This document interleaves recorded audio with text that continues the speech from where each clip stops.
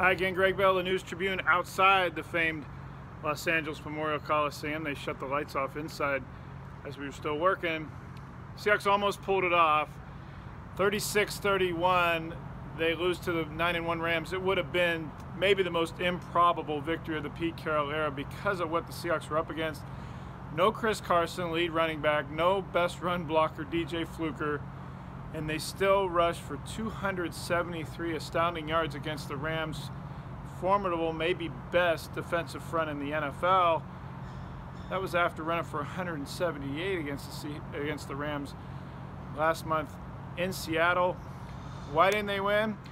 Well, when it came down to it, when the Seahawks had to get points and had to throw the ball down 2 scores at the end of the game, the Rams knew they had to throw.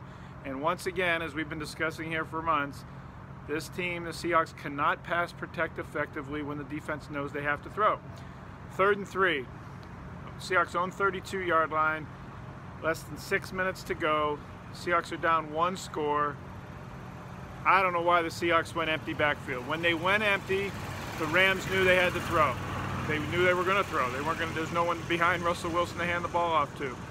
Dante Fowler off right defensive end comes steaming past Dwayne Brown. Brown after the game told me he thought he had made enough of a block to push Brown past Russell Wilson.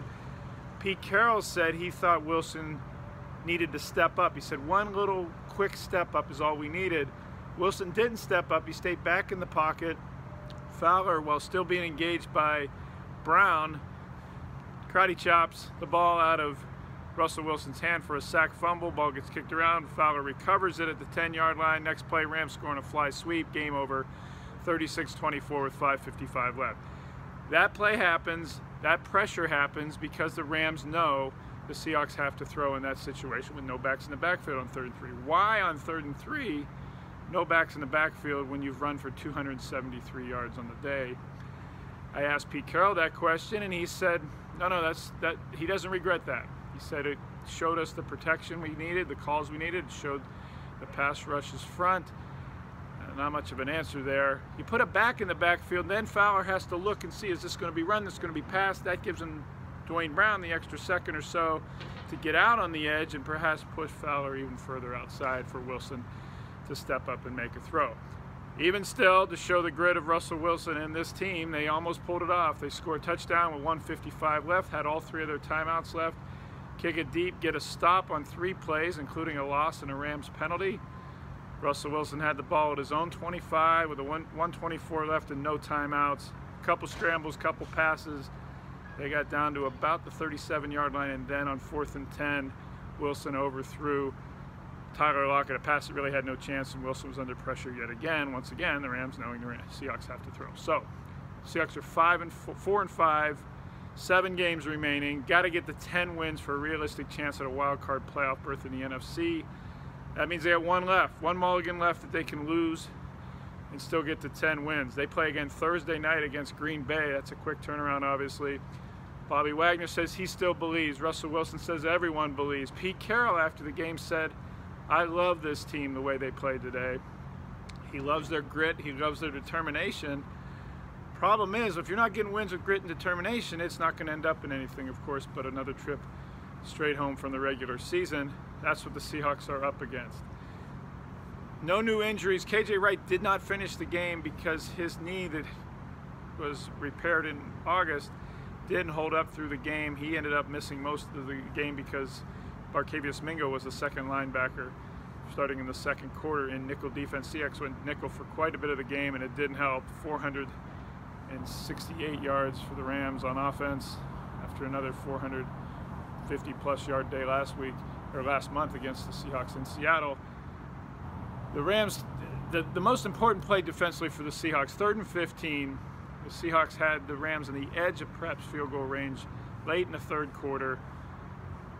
Safeties dropped deep in zone. The linebackers, Bobby Wagner and Mingo, to me looked too far ahead, too far forward and too shallow, creating a huge 20-yard gap between safeties and linebackers. Robert Woods went behind them, behind the linebackers into that gap for an easy catch and run all the way down to the 15-yard line. Rams score a couple plays later early in the 4th quarter. That should not have happened, Pete Carroll said. It was a fundamental breakdown in zone coverage. And to me, it looked like the linebacker spacing was too close to the line of scrimmage for a 3rd and 15 play and leaving a gap to the deep safety. So this team doesn't have the margin of error to withstand against the #1 ranked offense in the NFL. Mistakes like that, they lose. Optimism in the locker room. Pete Carroll very positive.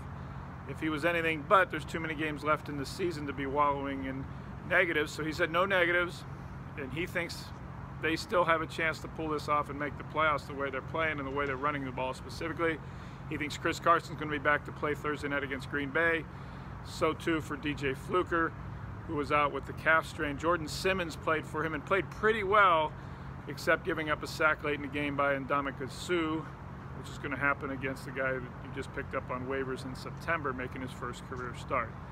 All in all, almost astounding that the Seahawks, well, it was astounding. They had 273 yards rushing, the most by the Seahawks in a loss in franchise history, and almost an astounding victory here in Los Angeles.